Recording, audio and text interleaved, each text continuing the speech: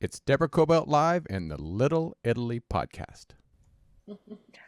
Hi, everybody. Thank you so much for joining us today on our Deborah Cobalt Live in Little Italy podcast. And I'd like to present to you a family member, Melissa Errico. We are related through marriage, I believe, by Aunt Rose? Is that correct?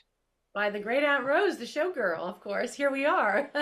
Here we are, so many generations later, and it's so wonderful to have you on. Melissa is such a treasure in the New York area and beyond. She performs internationally. Melissa's an actress, a singer, a writer for the New York Times. She contributes for the New York Times, a recording artist, and just someone who embodies New York. When I think of New York and I think of Broadway, Melissa, you come to mind because, you sort of first got on my radar when you starred as Eliza Doolittle in My Fair Lady opposite Richard Chamberlain. I know before that you did Les Mis. You've got quite a distinguished career. We're going to go through a lot of it and a lot about your life too. So thank you for joining us.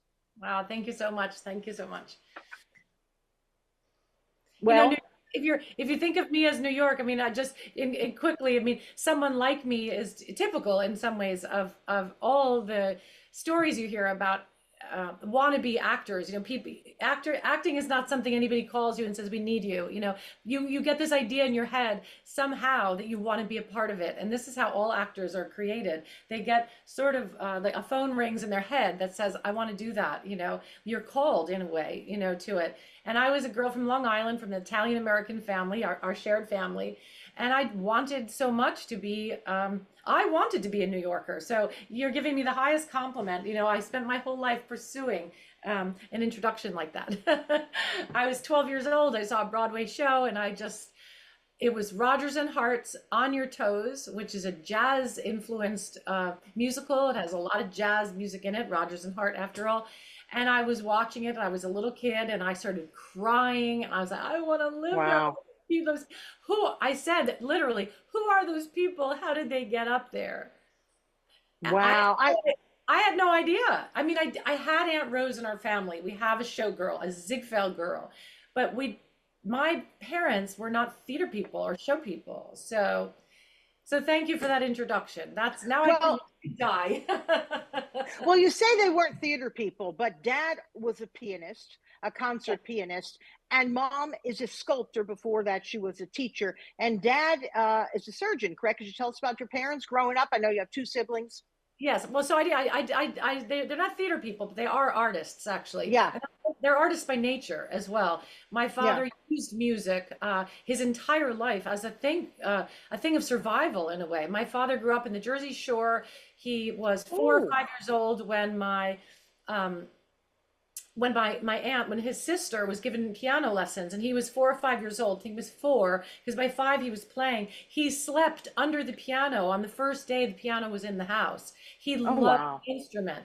And by the time he got to college, he was an expert concert pianist and was a scholarship student at Yale in concert piano. And the Vietnam War interrupted his pursuit of becoming an artist. He was drafted and he was just not confident in a life in the arts. But he met my mother while he was in New Haven. He was playing in all the bands at school. He had to work through school, but he would also play pop music and jazz.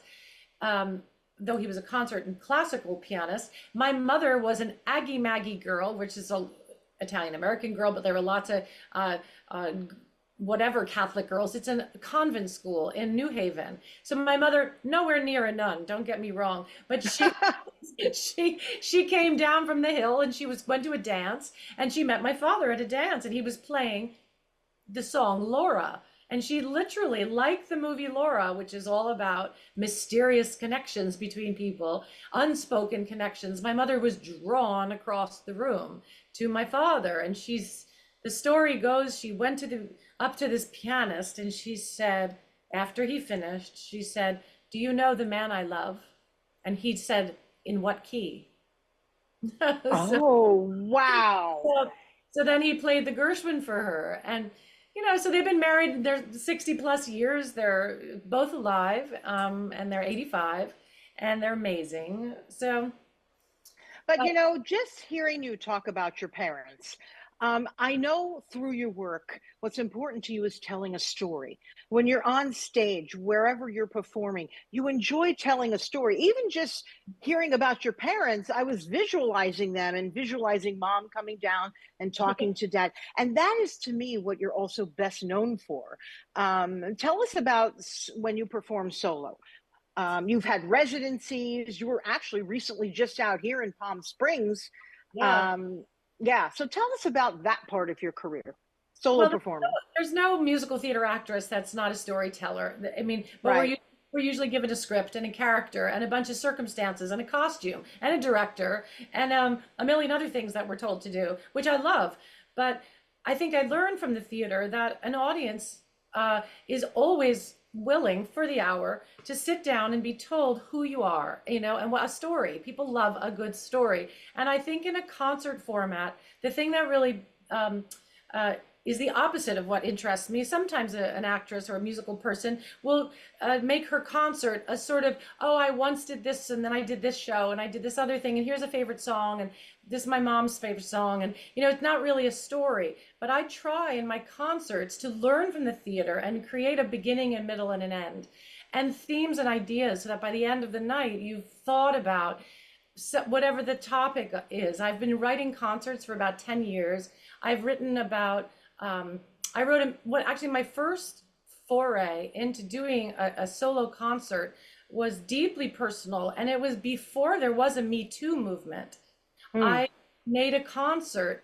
I wrote a concert about a period in my career in which I had hurt my voice, and I couldn't talk, for 106 days, as it turns out. Oh, And it dawned on me that while I had young children and I wasn't, working in the theater, and I was sometimes doing television or a guest star in Billions or something, I wanted to do something meaningful. And one of the great actresses that really affected me, one of the great musical theater and Sondheim actresses, is Elaine Stritch. And she had created a show called At Liberty. And it was very successful. George C. Wolfe was her director, and a writer from the New Yorker magazine, John Lahr, helped her to turn her life story into a one-woman concert. It was a concert, it was a comedy concert, but it told a story of who she was. It moved through her alcoholism, it moved through the decision and the disasters of her career and the highs and the lows.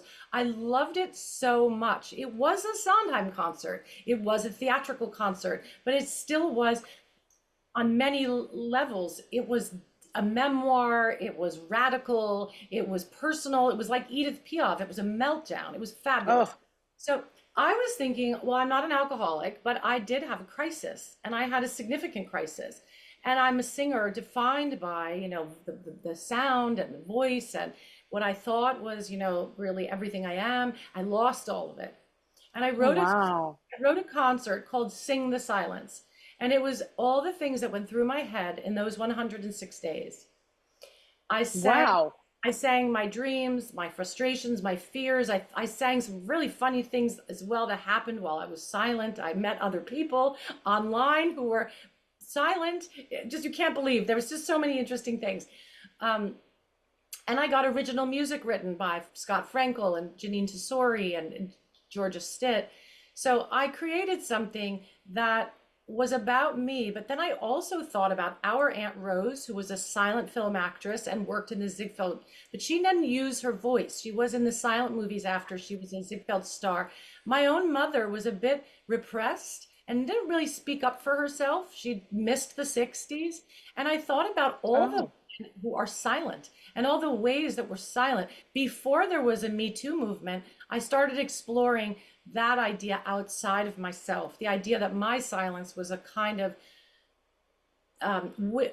window or a mirror back to myself, of like the idea of silence and not talking, all the things we don't say and can't say, not just because we have a temporary vocal problem, but anyway. So I explored this entire world a year before the Me Too movement. And I have my own Me Too stories about, college professors and things like that, stupid people, nothing too traumatic, but enough, we all have these traumas, right?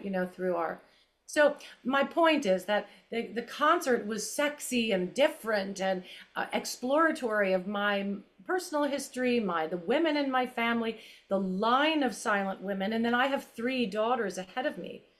So what's my job? My job is to get back my voice, because I need them to learn we want to move this forward, right? So I don't want to just sort of teach them, mom got hammered by a tough career and she sort of quit. I don't want to do that. So I made that concert, but that concert led to this feeling of like, people loved it. It was like sold out. It was at the Public Theater. And I was pretty radical. I was crying at hair. I had these great projections. I took you into my psychology. And then I started doing more and more and more. Michel Legrand passed away. I did a whole thing about his French career and French sex and French music. And I wore these silky things and no bra, and I was like exploring this like French sensibility in music and his sexy sensual music. So I did that all over. I went to Paris. I started going to Paris doing these Michel Legrand things, and then I hit another life bump in my personal life, in my health, that was also temporary. And I thought of Sondheim. And Sondheim had so much wisdom, and I did a Sondheim record called Sondheim Sublime. And it's all about what the hell matters in life. And it's more of an intellectual show. I made a record. I started doing those concerts.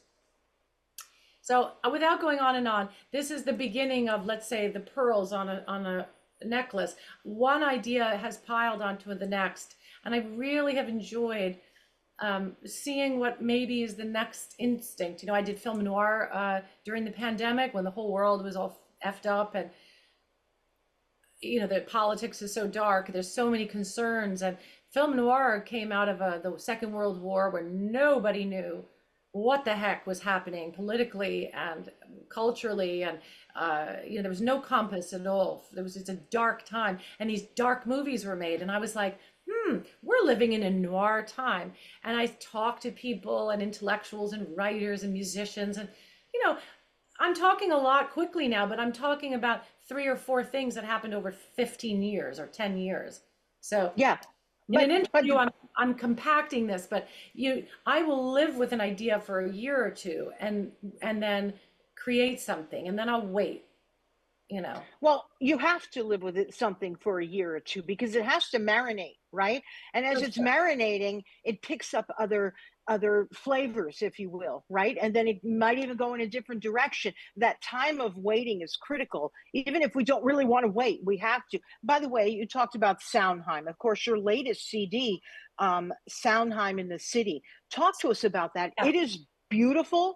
Sondheim, rather. It is beautiful, right? We had it playing throughout the house over the weekend, because I needed to embody you all weekend. I've been living with you, my whole family has, and we've really enjoyed it. And, last week I spoke with Lena Prima, that is Louis Prima's daughter. And the same thing, I just had Lena Prima all around me. I understand the work. What's important to me is the research and the work that goes into all that you do. And I feel it coming from the CD. Tell me about this. It wasn't the first that you did, right? Yeah. And I believe that you'd like to do another after this, right? I think I'll do that one later. I feel like I have an older woman third record for Sondheim. Got it.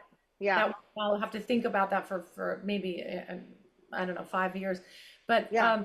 But the first record was Sondheim Sublime, and it was the most mesmerizing and entrancing wisdoms. It was like not a soothing record, but a philosophical record about the most wise and empathic songs that I could find of Sondheim's, and Children and Art, Goodbye for Now, Move On, No More.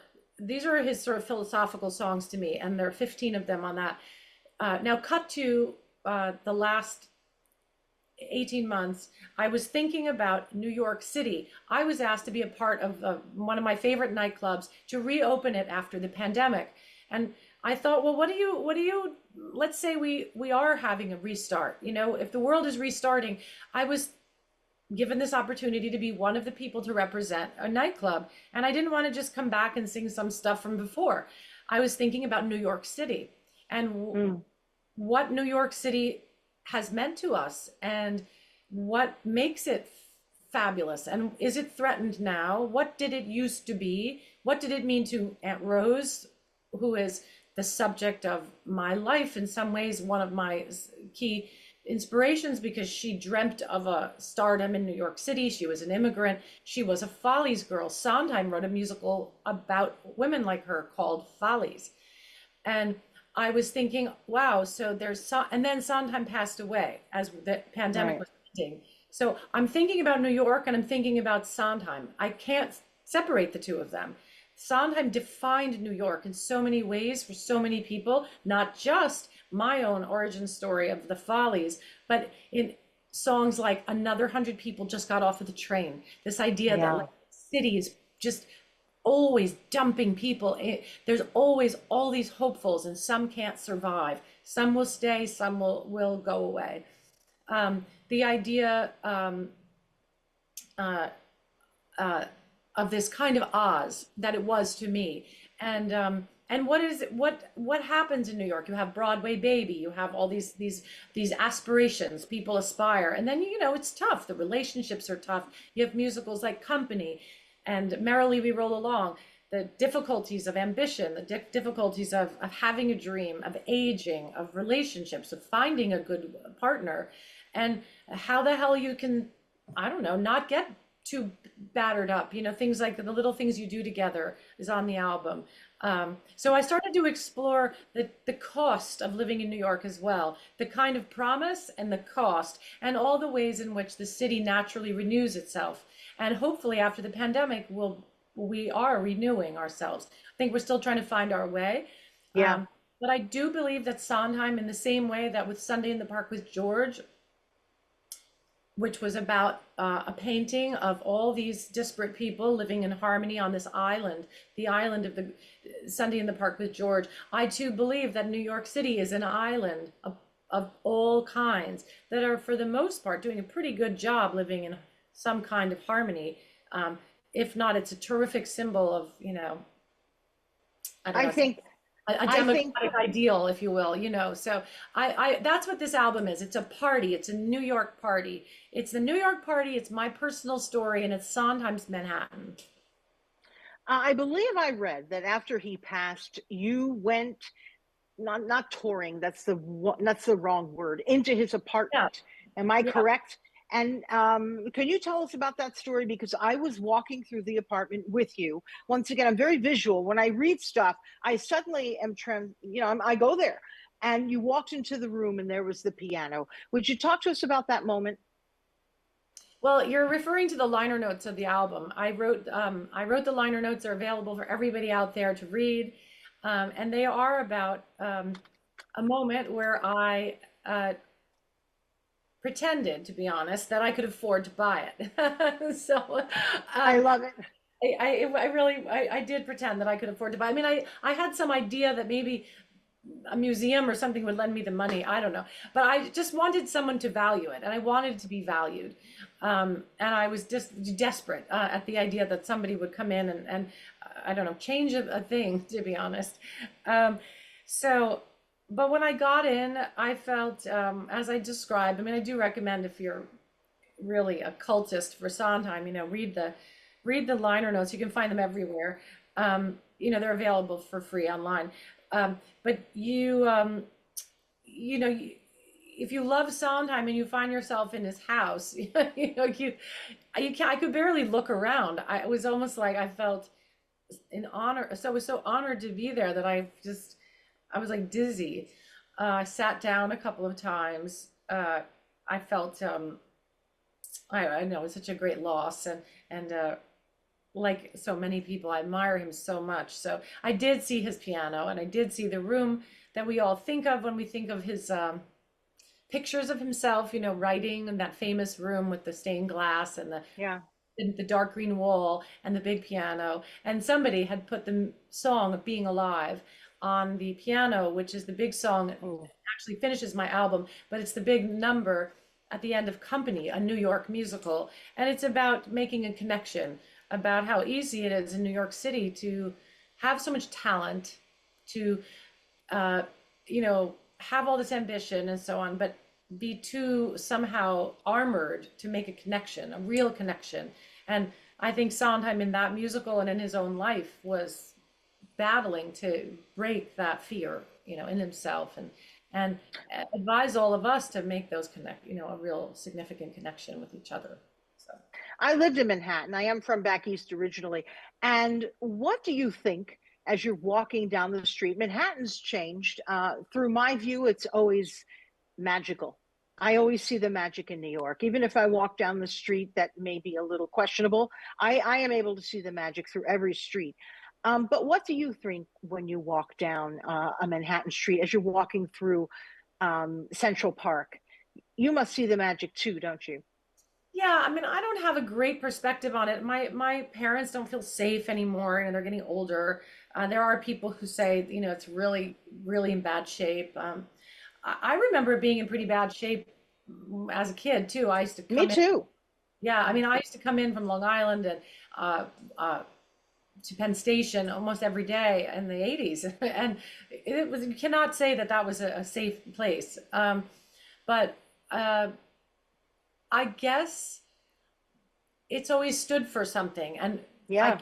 very hard for me to separate Broadway from my feelings about Manhattan. Ah, I had a dream to be a part of that beautiful community of those gilded walled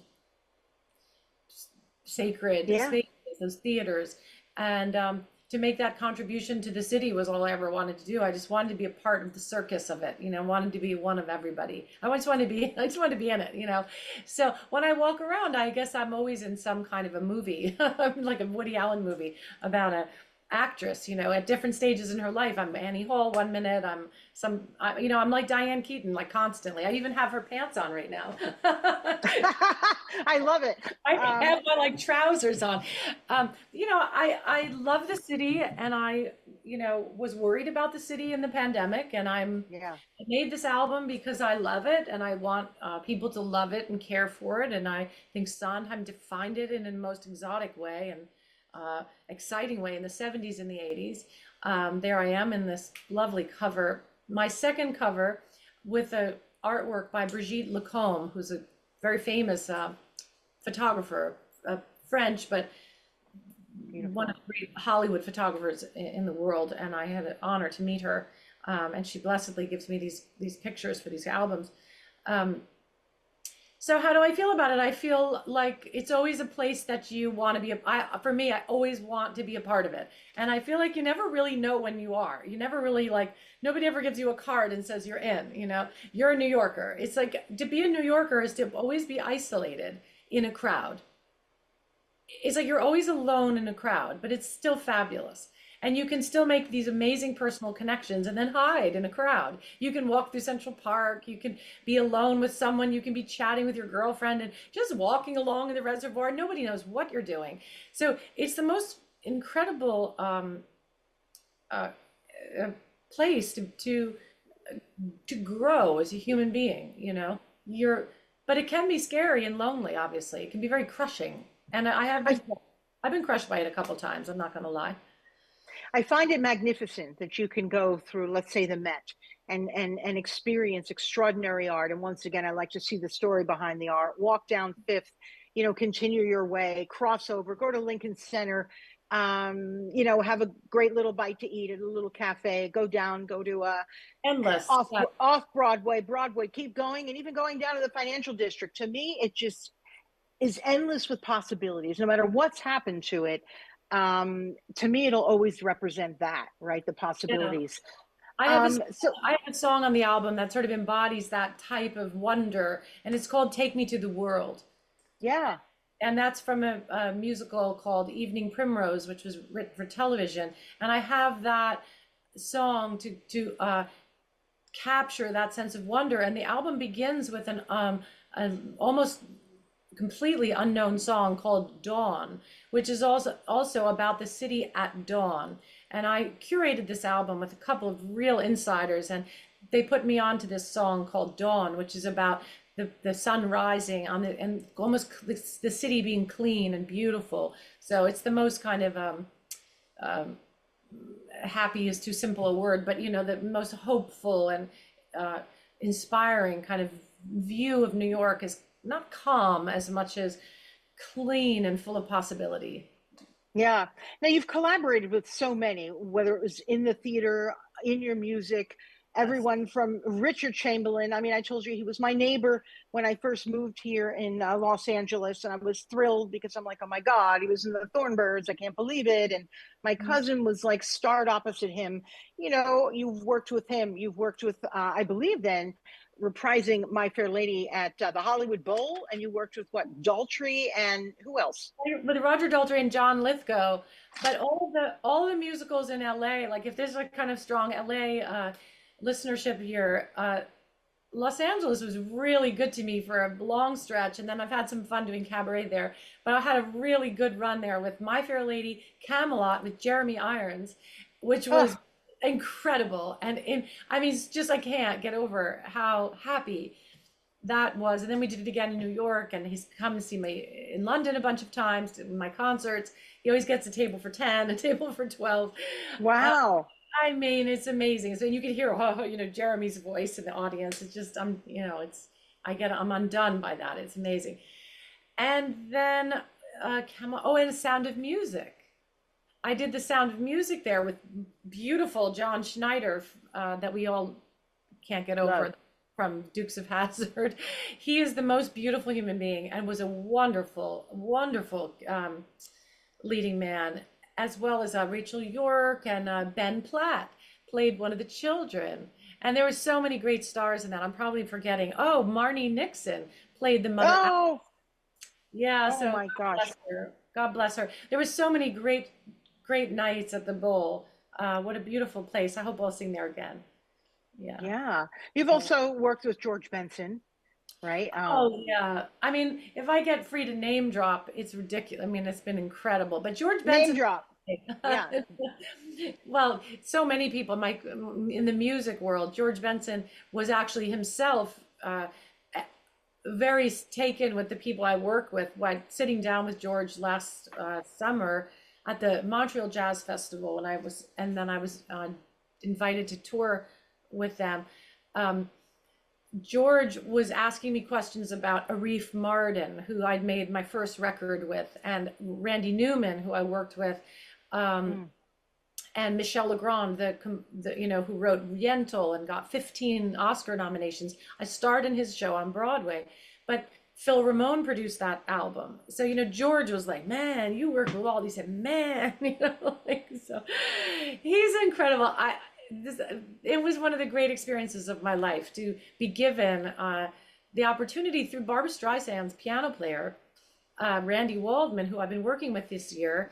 I think that's how it happened. Someone connected me to Randy. I started doing some concerts with Randy on the West Coast. I really like Randy. And Randy likes how I sing Evergreen, by the way, which is, I love Evergreen. Beautiful. I love Beautiful. Barbara. I mean, she's beyond, and obviously, the rest of us are just, you know, just stumbling along. Um, But wait a minute. In your approach to your work, you remind me very much of Barbara. You really do. The quality of the work, so much that you put into it, it goes deep. So in that way, that makes sense to me. You know, the way you look up to her in a way, but you're very similar in your approaches, don't you think? well, there's no higher compliment. Thank you. Um, I think there are some similarities in insofar as she always imagined what she wanted. She had a vision. She had a vision, and she even her eye makeup, her understanding of her body and her clothes, um, Yeah. her um, she stood by her vision all the time, and she started in the theater. Um, I don't know. I can hardly imagine making any comparisons, but there is one comparison that when I was reading her book, I thought that's exactly me. That's exactly me. She said she needed the music around her to have certain chords. It's not that she was a jazz singer, but she wanted to envelop her sound and her voice in unique chords. What beautiful pianists, have wonderful arrangers. She worked with Peter Matz and loved him very much.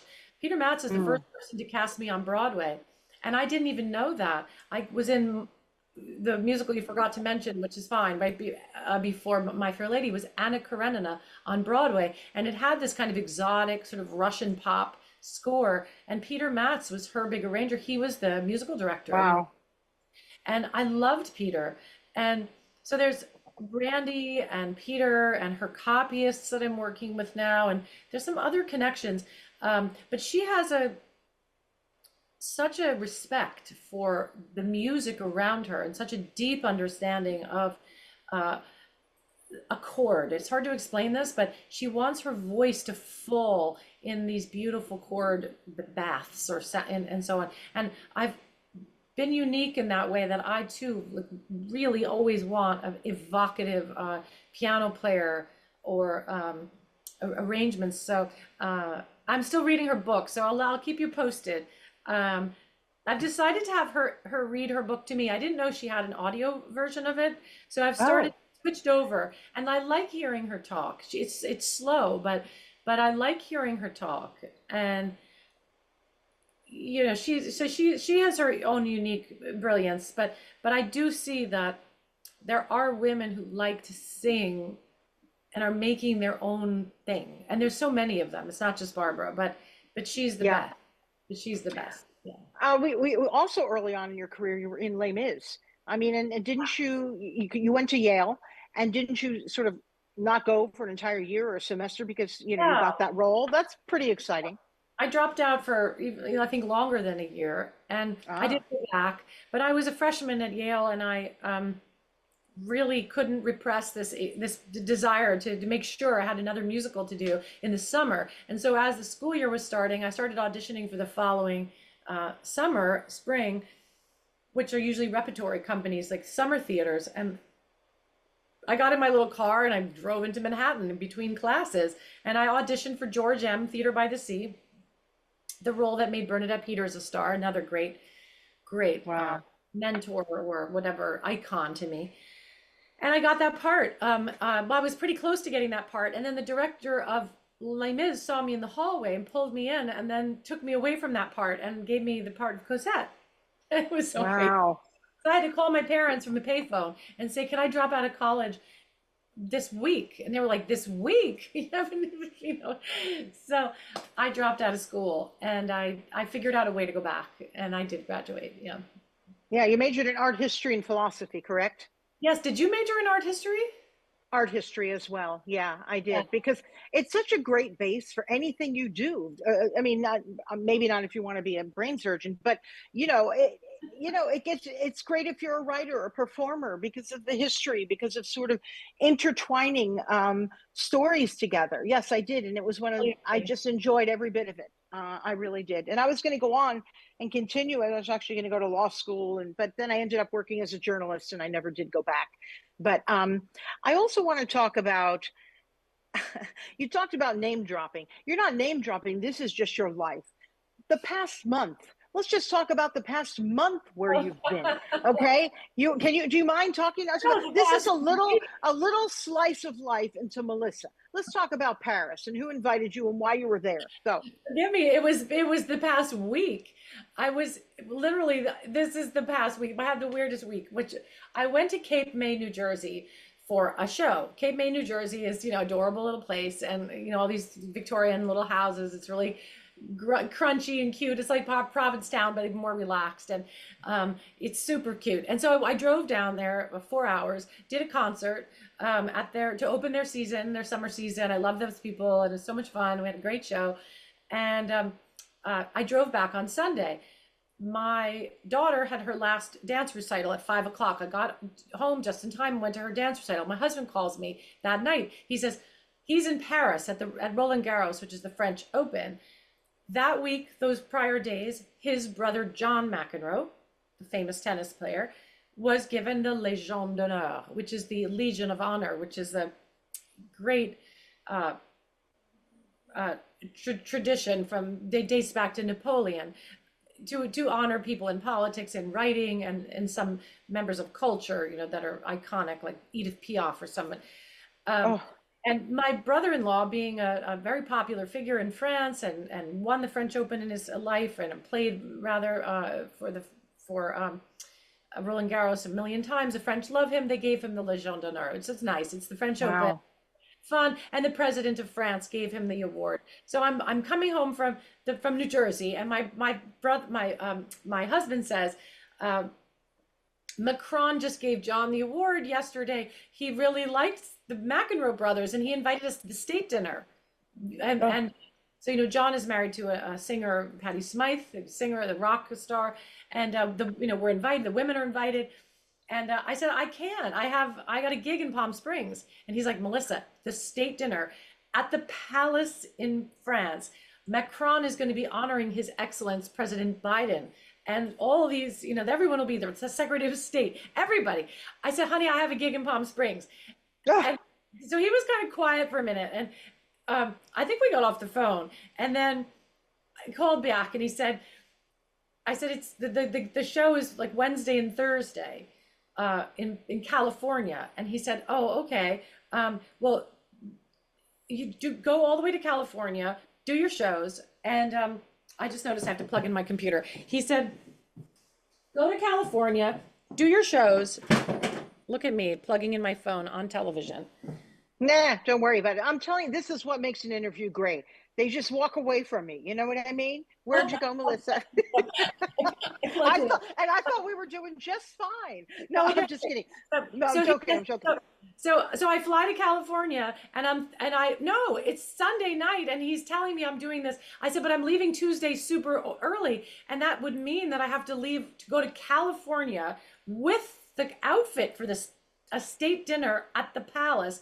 I'm like Eliza Doolittle. I don't have clothes. My sequin dresses are cute, but they're like cheap. You're not gonna sit next to these, you're not gonna Right. sit next to, you know, the greatest people on God's earth, you know, with these shitty dresses. So I said, that's Tuesday morning. I'm gonna have to take all my costumes to California, do 2 shows at this theater, and then fly Friday morning all the way to Paris.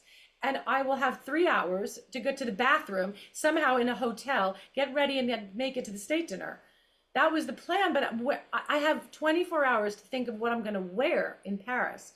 So that night, Sunday night late, I text the costume designer of the Gilded Age, who's a good friend of mine, Eric Winterling, and I have a navy blue dress that just doesn't fit well. It's full of safety pins. It's all crappy. But if he would make it nice, I think it would be okay. So, and I have a black dress. I went to my mother's apartment. I got some shawls. I might be able to turn it into something, or this navy blue dress. He says, come in the morning. Monday, I go early. He fits the dress.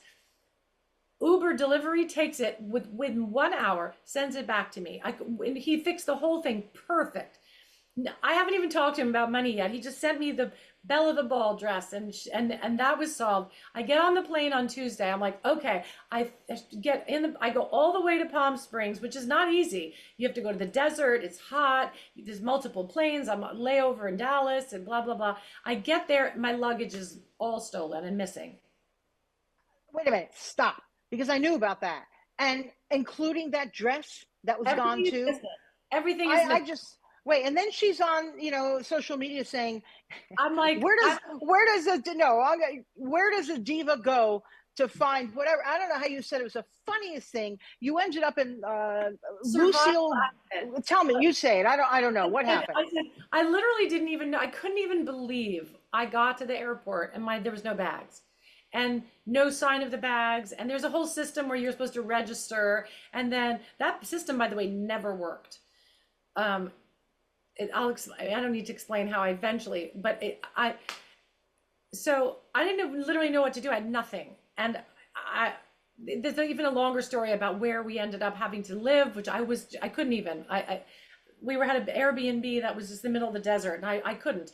I was like, I had no clothes. I'm with my piano player. We're in this tiny house. I'm like, no. I checked myself into this funky little hotel with no bags, no nothing. I walked to CVS to get a toothpaste, and I just beside myself. And I go on social media, and I don't even say that I'm going to the Palace, and everything is missing. Eric Winterling texts me, what the fuck has happened to the blue dress? And I'm like, I don't know. So I go on social media and I say, I have a show tomorrow in Palm Springs, no clothes. And Lucy Arnaz, who's Lucille Ball's daughter, Lucy Arnaz writes publicly, go to my house, go in my closet, take anything.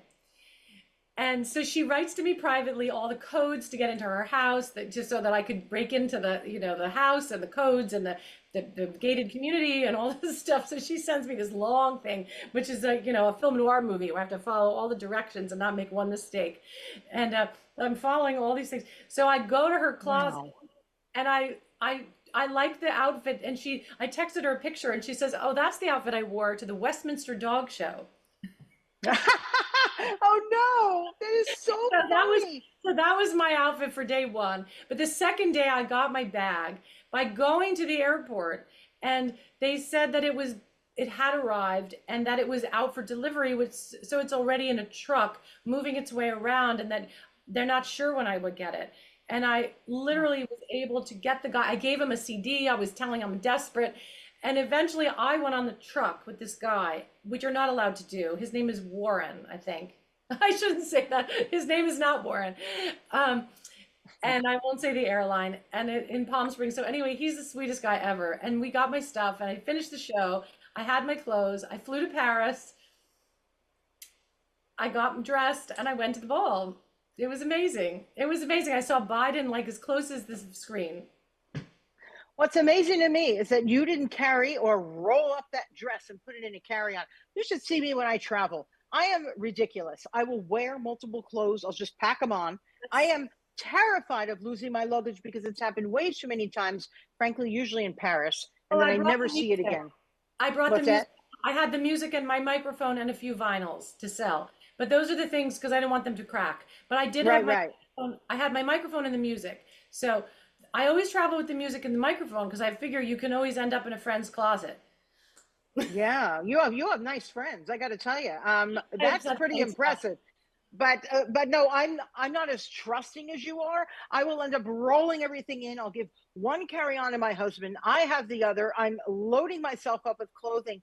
My kids are like, "What are you doing, Mom?" I'm like, "It's happened too much." But I'm very. How old? My kids are in their 20s. So one just graduated college. One is studying archaeology, and the other one is doing outdoor education. And I have 3 boys, the way you have 3 girls. In fact, I want to touch upon that. Your husband, Patrick McEnroe, you knew him since grade school. It's kind of a family thing, right? Talk to me about that, because you're not the only sort of well-known person in the family. Your kids also have dad, who, as a former professional tennis player, is now a broadcaster. It's nice that you've known each other since you were little kids, because you know each other's family. That's really something terrific. Tell me about that. I think so. I mean, they're Irish, so I messed up the Italian thing. But I should. Yeah, I loved his mother and father. They've left us now, but there was such an instant closeness when we re-met. And we're now married over 25 years. Yeah, I loved his mother and father. I love his brothers. I really care about the whole package, the whole clan, really. Such really fun people. It's a wonderful family. It's a tennis family. And it's a good family. It's got real Irish brothers. And so we have 3 daughters. And Patrick has a protege, my eldest daughter, Victoria, who's going to Duke next year. And she'll be playing tennis. And she's brilliant and lovely. And the twins, possibly you could say, I got them. Because I got you. Artistic. One might even be interested in archaeology, actually. I may have to talk to you about that, because I didn't expect you to say archaeology. It's just an odd thing and maybe not very useful, but it really is. It's sort of, it's worldwide, right? And there's so much you can do with that. It's almost like there's so much you can do with art history. You know what I mean? But studying civilization so that you know why we are here today is actually quite interesting. That I've learned. But I'll bet you she was digging in the yard as a kid, right? When I look at my 3 kids and I think of who they were then who they are now. And if you let a kid just express who they were, it's interesting when you start to watch them grow up. That kid who was digging for whatever, I don't know, ended up digging somewhere else, which I think is really great to watch as a parent, don't you think? Yeah, you sound like such a good mom. I agree. Like my mother always says, from the dawn you see the day. Yeah. I would say that in some ways that's true. Didn't know Victoria would be a tennis player, but Victoria had a kind of driven intensity and just uh, easy to talk to, and she's very logical. She's just very Yeah. logical. She always liked to schedule, and maybe not the most music. You know, she said to me when she was little, "I'm not a music person." You know, I was like, okay. Okay, I got it. Don't worry. Okay, you know, but Diana was a little bit of a rocker, and my daughter Diana, who is a little bit of a you know, I was about to use a bad word, but she was a little rebellious, was a little stylish and a little fabulous. So she's a Balanchine ballerina now. But Balanchine is actually a little kind of, you know, Balanchine was a little, he moved fast and he was modern actually. And so in a weird way, like she's got the perfect figure for it. And she's very much a person who follows rules. So ballet is all about, you know, routine, and she's never bothered to have to do the same darn thing every day. Plie, Oh. constantly. These kids, you know, it's like the military. She's happy. Her sister, Juliet, the archaeologist, I don't know, was she always an archaeologist? No, that's kind of this week's thing. She's a dancer, she's creative, she plays the flute beautifully, she has a beautiful voice, can play the guitar. She's actually a very prismatic person, and she's funny, and she's full of love, and you can count on her, and she's empathic, and she could be a journalist or a historian or even a social justice warrior. She's thinking really wide. She's always saying why, you know. In terms of like, you know, why do you have to just get good at one thing and just do one thing and then spend your whole life doing one thing and then get a job and then get married, you know? So she's a gypsy, I think. So she, in some ways, she's the most like she's most like me. You know. Growing up, was being Italian a big deal in your house? Was it like meatball Sundays? Tell me about it. Oh my God. I mean, I raised my children in Little Italy, by the way. We lived on Mulberry Street. Yeah.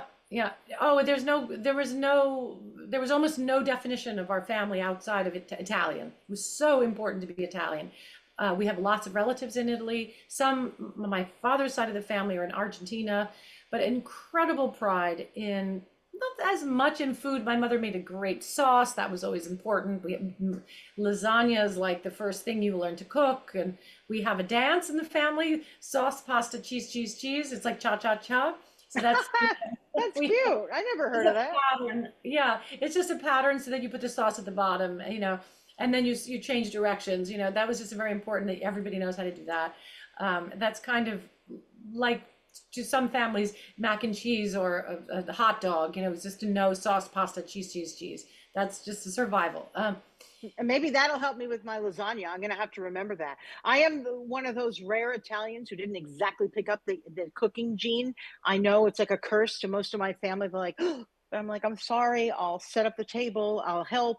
And they're like, just leave. You're going to burn something. But sauce, pasta, cheese, cheese, cheese. I'm going to remember that. Okay, go ahead. Cha cha cha. So yeah, so being Italian was very important. My father was a pianist, so he saw himself as a romantic person. He didn't say those words, but he was a romantic person. And my grandmother and Aunt Rose were all very big figures in the house. My grandmother, my mother's mother, was a lyric soprano, and she would sing Puccini with my father, and she would be breaking the windows with her voice. And so there was also the statues that came over from Brooklyn that they had acquired over time, their busts and so on. Those were all given to us. And so a kind of Roman beauty or something was imparted to us, you know, singing, kind of the crucifixes, the necklaces, but always the sexy clothes too. I was like a little confused, you know. My grandmother was always just very glamorous, but she always had a crucifix right here, you know. So maybe there was I don't know, glamour was held in high regard, but they were religious as well. There was a Franciscan commitment that my grandmother had made, and there was a absolute commitment to going to church, which was important. Traveling to Italy, meeting all the relatives. So anyway, that Where kind are of, they from? Where are you from there? they're from Martina Franca, which is the Puglia, from Puglia. Oh, you're from down in Puglia. Okay. Mine's from Avellino. In fact, we're going there not too distant future to go and visit them. Lovely people. Very, Oh, very lovely people. It's nice oh, to get to know them there, you know? yeah, yeah. I think I have much to explore in terms of my. Uh, I might, if I ever start taking vacations, as you can see, I don't really have that much time yet, but I think I will go back to Trapani or to that part of the world and just sit down for a little because I hear I'm going to love it. I've never Yeah. been. Yeah. Melissa, you will. It's just no doubt about it. Before I let you go, there's a couple things I really want to touch on, like how things have changed, how things have changed in terms of auditioning for something. When you would show up and you're on stage, and I guess, there they are and you're performing, to now when so much of it is online. I mean, how have things changed? What about also for women aging in the theater? Is it getting better? I mean, I personally think that it's getting better, but I don't know necessarily in the theater. Is it because we need to be making our own work? Talk to me about all that. Well, I've tried to take topic by topic as it's hit me, looking at the business, my experience of the business, and I have been writing these essays in the Times called Scenes from an Acting Life. My first one was about aging. It was about being an ingenue, which was my role, young girl, 18, 19, 20, 25, 26, playing all the cute young girls and how that has felt, I played the ingenue roles well into my 40s. And it was an article about what next? What do you do? Like, at what point are you just too old for the part? Mary Martin was also 46 when she did The Sound of Music, as I was 46 at the time I wrote that article, doing an ingenue part. So I have, I've looked at that. How do I feel about it? I feel like it's like everybody would say it's not easy, not impossible. But the things that I'm doing now, I feel that if I were younger, I wouldn't be any good at it because Right. the concerts I'm singing are about wisdom and retrospecting marriage and the ever renewing spirit really of a person, the common feelings we all have of of loss and fantasy and hope. You need to have life experience to sing those type of Right. songs well. So what I'm doing right now, I feel really, really good about. So I try not to think about whether I'm perceived as old or something. I like to just kind of ignore all those voices or fears. I don't really want to be in the things that the 22-year-olds are doing. So, but it's good that they're doing it. I guess I see myself as an actress, and so at each stage of my life, I feel Right. I have something to offer. So hopefully, I don't know about in your field, but maybe it's more if it's on camera or it's no. But I think you have.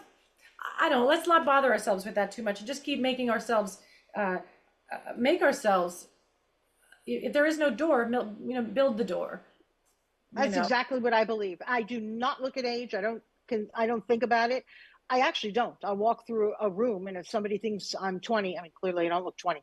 But in my head, I could be 20, I could be 90, I could be whatever it is I'm thinking at the day and whoever it is I'm going to be talking to.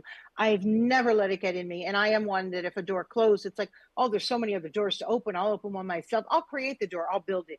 And Yeah, sure. I think that's becoming more commonplace now. I really do. Especially with online work for me, like with what I'm doing at the moment with a podcast. Anyone can do that. You know what I mean? If there's no room at the network, that's okay. I'll create my own, no problem. So I'm glad you feel that way. There's always a space.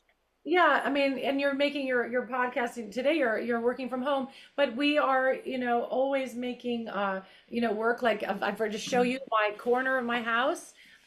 You can see like equipment here, like Yeah. television equipment, because that black backdrop there, I put it up and I sit down in a chair and I do auditions. This is how actors work now. We have these little TV lights. And we've learned, this was before the pandemic, and I wrote a nice piece in the Times. I think it's called Honey, Get Out of My Light, I'm auditioning here. You don't do your own titles in the Times, but I wrote a piece about self-tape and about what that. I've actually met the man who created the word self-tape.com. He lives in LA. So he's copyrighted. He's the owner of the name self-tape. But so I loved writing that piece because some actors felt like it's actually really freeing to not have to talk to anybody and just do your acting and send the tape when you're ready. As a Some actors really like it. Other actors feel like it's impossible because if you don't have these lights correct and you don't have a wonderful actor acting with you, either your tape may seem very stiff. So people are very twisted about it. You know, some people think this is good. It gives us our power. The other thing is that they're turning you right off. They just are. They can turn you off. You can't turn off a person in the room. Right? So we make an infinite time commitment and they make a less of a time commitment.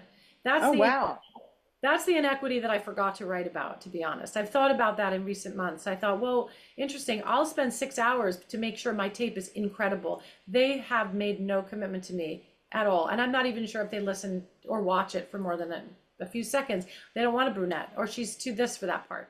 She doesn't look like a florist or whatever, you know, she doesn't look like someone's grandmother. They're sending me in for grandmothers, you know. What is it that you have not done that you'd love to do? I asked you about Shakespeare in the Park. That's something I did every year. I loved it. Tell me about that.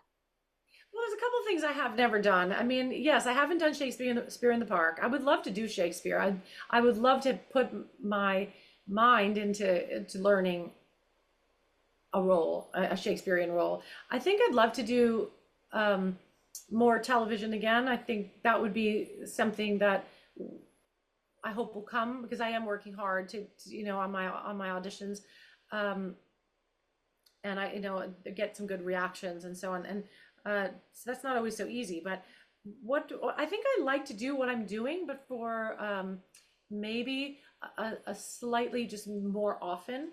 Just a little more supported, maybe doing it with symphony orchestras a little more often, bigger jazz bands. I'd love to work with swing bands. I have some ideas about the swing bands in Europe that I've made friends with this conductor or this musician. I'd like to be able to make those connections a little bit better. It's not so easy. Did you ever read Winter Season, which was a journal that was written by a dancer? It was just a wonderful memoir. You learn more than just about her life. You learned about inside her profession. I'd like to take people farther and deeper into my profession. I'm not coming from on high like Barbra Streisand. I'm coming from underneath, but I have equally alert and feeling of what it is to be an artist. I'm just not her. But I feel I have established a voice. And I just want to put some more time into that and trust that I have, not a right to your attention, but I keep thinking you only write when you're some famous actress, but that's not necessary. I might be able to take people on a very deep journey from just where I stand now. I understand. That's the life. That's the brain, the mind of a brilliant artist, which you are. Where are you going to be appearing next? And what's the big bucket list thing that, hey, I still have to do this? Duet with Barbra Streisand, perhaps, or I don't know. Well, every day there's something wonderful that happens. I met Judy Collins the other day at the Metropolitan Museum of Art. I was with friends, and we were at Peter, Paul, and Mary's exhibit where their guitars. Oh, yeah. Their guitars are being put into the permanent collection. So every day I'm meeting somebody who is from another time but understands me, and we'll see how that goes. Bucket list wise, I think I'm just focused on my children. And my real bucket list really is to stay alive and to stay creative and to see where that takes me. I don't want to give myself one singular goal. I did sing at Carnegie Hall this year, and I wouldn't mind going back. I mean, that was pretty great. I have wonderful orchestrations, and I have so much music that I feel I haven't given all my music yet to the world. I still hear so much music. So there's so much more to give. I still feel like a tree, that hasn't finished giving all of the fruits, and and there's so much to learn as well. So I'm just very grateful. Daughters are happy, and that's the number one. From there, I have roots to But if I don't have that, I wouldn't have no roots. Yeah. Carnegie Hall, Lincoln Center. Do you ever get nervous as all get out just before the curtains open, or it's like, I got this? I'm just curious because I might run out the back stage door if that were me. So I'm just curious, what's it like for you as just before the curtains open? Well, Carnegie Hall, right before the curtain was open, was pretty exciting. We were really prepared. We knew what we were going to do, but there's always this feeling of anything can happen. I'm not afraid, knock on wood, but I'm not afraid. That's good. I love it.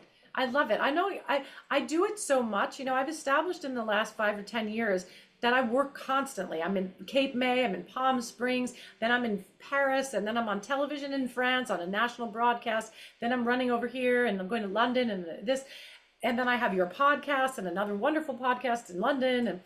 And I think if I stay practiced, just like tennis players, my husband would go to Dubai and he would be playing the same people as he'd be playing a week later at Melbourne. I got it.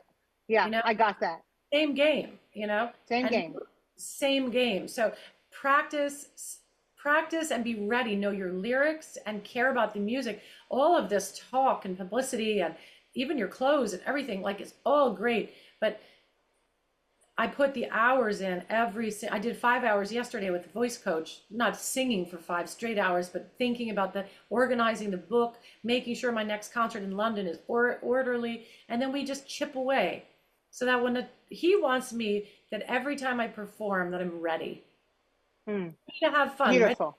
Ready for the adventure. But without rehearsal, all of this is dreaming. You have to get away from dreaming and get it down to the nuts and bolts of what it takes. Everything like a book. I should probably give myself this advice. I'm not going to write a book. I'm going to write a page. And then I'm going to write another page. And I have to give myself that advice, I think, in that way. If you want to have another creative endeavor, you have to say, what did I learn from this creative endeavor in terms of the systematic thinking, and then take it to the next. I do have a lot of pie in the sky ideas, but I do have these atomic habits, these small little atoms that will grow, I hope, into something. All these albums have come out of chipping away slowly at, let's do one song about marriage. And that takes me a week or 4 weeks. And then the next, let's do a song about, ambition. And then we'll find a song. So we build things slowly. So anyway, that I think I hope that the book will come out of this, Yeah.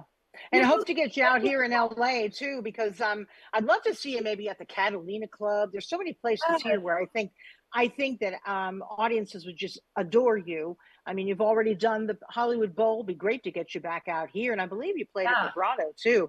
So there's a lot of places that I know my audience would absolutely enjoy coming to see you here. And I know plenty of people who watch our show who are in Manhattan too. So I just want to make sure that people can go on your webpage so they know where you're going to be next. How can people get in touch with you, Melissa? I have a website, melissaerrico.com.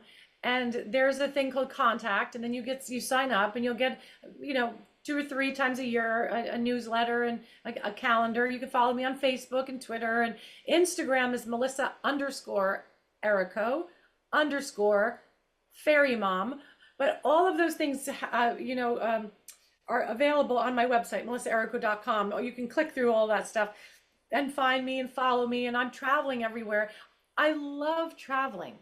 I love traveling. So that's something I always had. I was touring as a young girl. I love packing my suitcase. I love the idea of being a showgirl on the road like Aunt Rose. They used to travel on trains with their luggage, and the Ziegfeld would set up in these Ziegfeld theaters all around America. So in some ways I keep that, I have that tradition, in me. So I hope I'll see you in LA.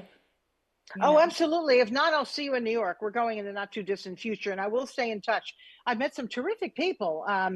just interviewed Mariana Cuomo, and she does this terrific wellness and Appetito magazine. The interview, the founder of that magazine. I've got a whole list of these great people. I should just have a round robin and do a dinner with all these great folks that I've become friendly with. And of course, my own friends from living there in New York. But absolutely, I'll reach out when I'm there, and I hope you get out here too. So, all your guests Italian? Well, I also do a second podcast, right? The Little Italy podcast. So I've met all these incredible Italians through that, you know, the Cuomo family, the Appetito, just so many great folks that I think you would really, really enjoy as well. And then, of course, I grew up in Jersey. So my dad worked in New York. I lived in Manhattan as a writer and reporter before I moved out here. So, you know, I've got a whole collection of people from back there. So, and now you're there too. So that'll be so wonderful. Well, now really, you know really me, and we're the cousins. We've done what we wanted to do. Is we made a connection. You know, it's been so nice talking to you. But I'll see you. I'll take you out to dinner or something. Oh, it's done. It's a done deal. So I'm honored to have spoken to you. Also, thanks to Scott Ryan, my friend who interviewed you, and he goes, Deborah, if you're related to her, go call her and do an interview. I'm like, well, hell yeah. So I'm glad that worked out too.